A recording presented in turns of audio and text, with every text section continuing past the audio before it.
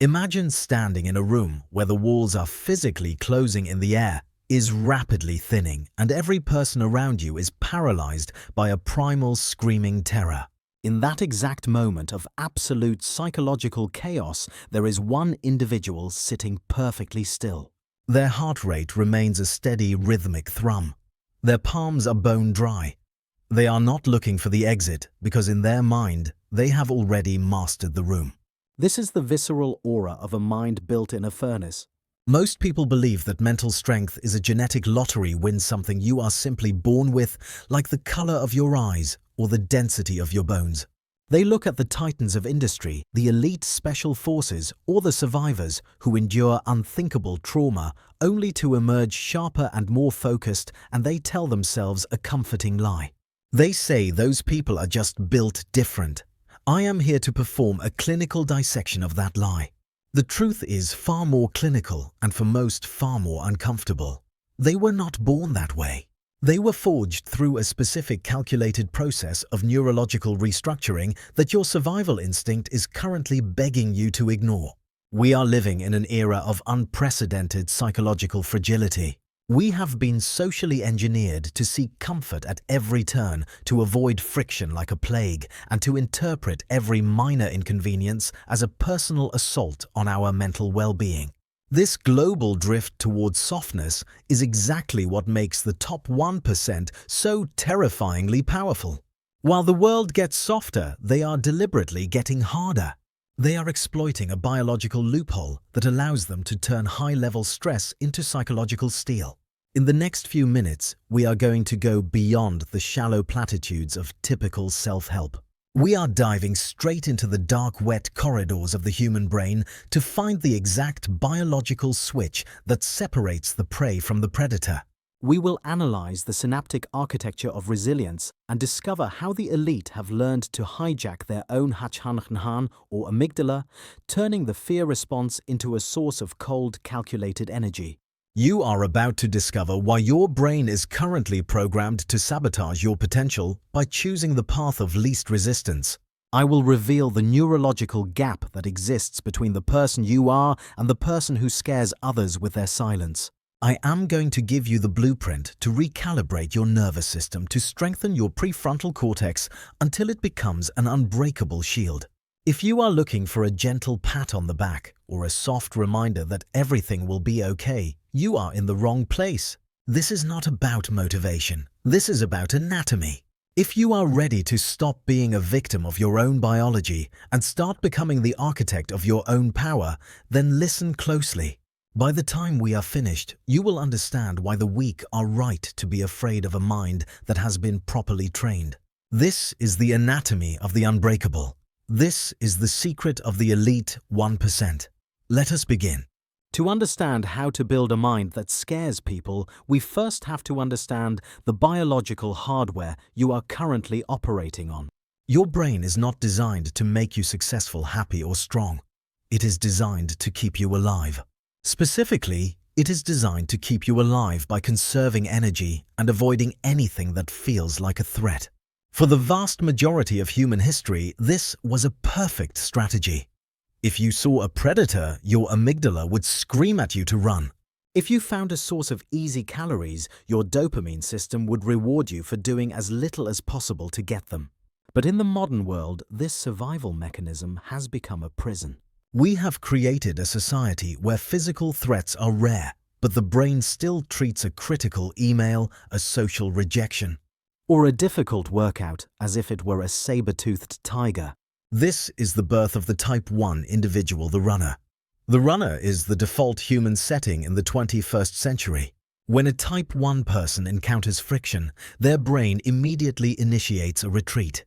They feel a slight increase in heart rate, a small spike in cortisol, and their conscious mind begins to generate an endless stream of rationalizations. They tell themselves they are just being realistic. They say they are waiting for the right moment. They convince themselves that they need more rest. But from a clinical perspective, they are simply victims of an overactive fear center. They are living in a constant state of low-level panic governed by a brain that is still stuck in the Stone Age. Every time they choose the couch over the gym, they are reinforcing a neural pathway that says comfort is safety. Or choosing silence over a difficult conversation, they are telling themselves growth is danger. They are performing a slow-motion lobotomy on their own potential. They are shrinking their window of tolerance until the entire world becomes a source of anxiety. But then we have the Type 2 individual, the half-hearted. The Type 2 person has recognized the trap. They have listened to the speeches and read the books. They have decided they want to be strong. They step into the furnace. They start the business, join the gym, or commit to the cold showers. For a few days or even weeks, they look like the elite.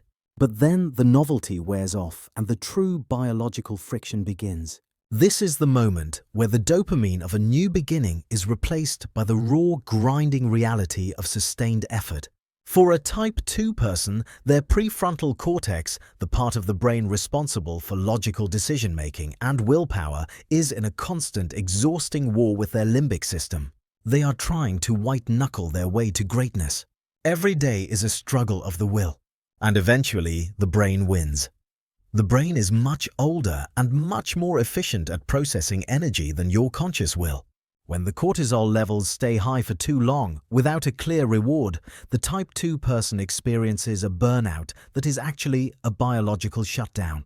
They quit not because they are lazy, but because they have not learned how to rewire the feedback loop. They are trying to drive a car with the parking brake on. But there is a specific biological moment where everything changes and most people turn back exactly 1 second before the breakthrough. This brings us to the anomaly, the Type 3, the mind that scares people. To understand the Type 3, we have to look at a very specific part of the brain called the Anterior Mid-Cingulate Cortex, or the aMCC. Recent neuroscientific research has suggested that this area may be the literal seat of the human will. It is larger in athletes, in people who overcome challenges, and in those who live long, sharp lives. But here is the fascinating part. The aMCC is not a fixed structure. It is plastic. It grows when you do something you do not want to do. If you love the gym and you go to the gym, your aMCC does not grow. But if you hate the gym, if every fiber of your being is screaming at you to stay in bed, and you get up and go anyway, that is when the magic happens. You are literally, physically thickening the part of your brain that controls your life. The Type 3 individual has realized that pain is not a signal to stop it, is a signal that the brain is being upgraded. They have reached a point of neurological maturity where they no longer view stress as an enemy. They view it as information. While the Type 1 runs and the Type 2 struggles, the Type 3 has performed a masterstroke of psychological reframing. They have learned to associate the sensation of friction with the sensation of winning. When they feel the burn in their muscles, or the dry mouth of a high-stakes negotiation, or the crushing weight of a failure, their brain does not release a flood of paralyzing fear. Instead, it releases a cold, focused stream of norepinephrine. They become more present, not less. They become quieter, not louder. This is why they scare people. In a world of people who are constantly reacting to their environment, the Type 3 is the only one who is responding. They have built a prefrontal cortex so dominant that it can sit in the middle of a cortisol storm and remain perfectly functional. Now, I want you to look in the mirror tonight and ask yourself a question that most are too terrified to answer. Are you the hammer or are you the glass? Glass is beautiful when things are calm, but the moment life hits it with a heavy hand, it shatters into 1,000 useless pieces. The hammer, however, is made for the hit. The hit is why the hammer exists. Every strike only serves to prove its purpose and solidify its strength. If you realize that you have been living as glass, then today is the day the shattering stops. The process of becoming the hammer starts with the next 10 seconds of friction you encounter. It starts when you feel the urge to check your phone and you choose to stay focused instead. It starts when your body begs for the elevator and you take the stairs. These are not small wins. These are the microscopic repetitions that thicken your anterior mid-cingulate cortex and rewrite your destiny. You are currently in possession of the most complex, powerful biological machine in the known universe. But you have been using it to run a simulation of safety that does not exist. The safety is a lie. The only real security is your ability to handle chaos. But you need to understand that this window of opportunity is closing. Every day you choose comfort, you are cementing the neural pathways of weakness. You are making it harder for your future self to ever break free. The world is changing rapidly. And the divide between the mentally elite and the psychologically dependent is becoming an unbridgeable chasm. I have given you the anatomy, the logic, and the blueprint. But the neurological shift only happens when the knowledge is converted into action. The fire is waiting, the hammer is ready. The only question left is what you will choose to become when they meet. Start now.